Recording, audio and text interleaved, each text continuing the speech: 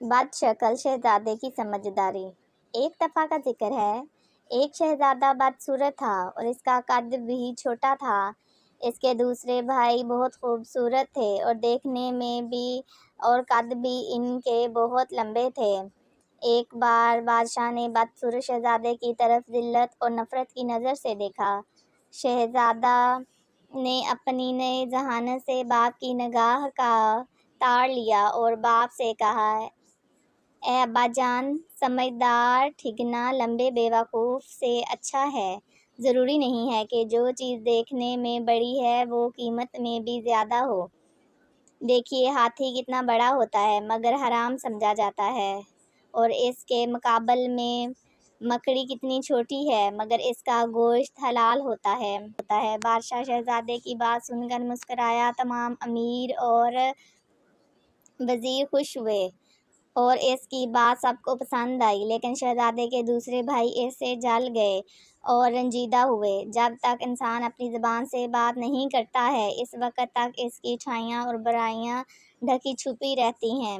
اس زمانے میں بادشاہ کو ایک زبردست دشمن کا سامنا کرنا پڑا۔ جب دونوں طرف کی فوجیں آمنے سامنے آئیں اور لڑائی شروع کرنے کا ارادہ کیا تو سب سے پہلے جو شخص لڑنے کے لیے میدان میں نکلا یہ وہی بدصورت شہزادہ تھا، اور اس نے پکار کر کہا، میں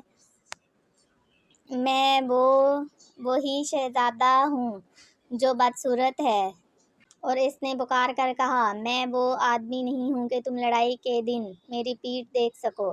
میں ایسا بہادر ہوں کہ تم میرا سر خاک اور خون میں دیکھو گے، یعنی میں دشمن سے لڑتے لڑتے جان دے دوں گا مگر ہمت نہ ہاروں گا۔ جو لوگ خواہ لڑائی پر آمادہ ہوتے ہیں وہ خود اپنے خون سے کھیلتے ہیں، یعنی مفت جان گنواتے ہیں، اور جو لڑائی کے میدان سے بھاگ جاتے ہیں وہ پوری فوج کے خون سے کھیلتے ہیں۔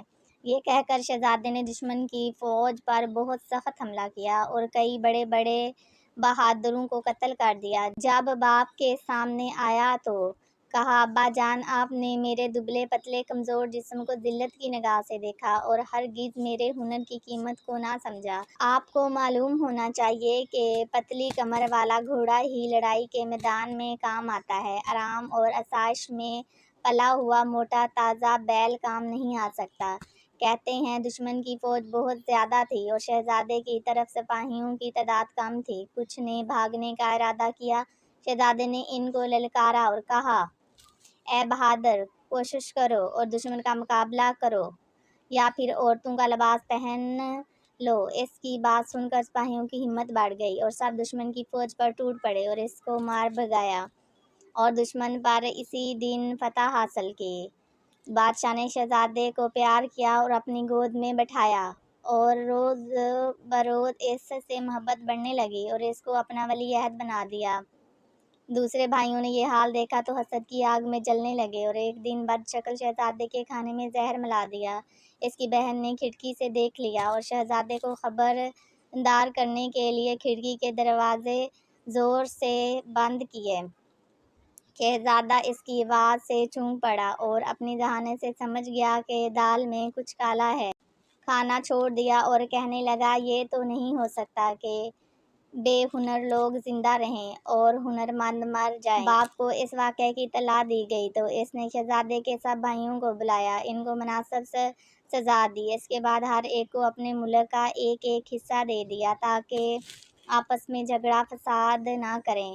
اس طرح یہ فتنہ اور فساد ختم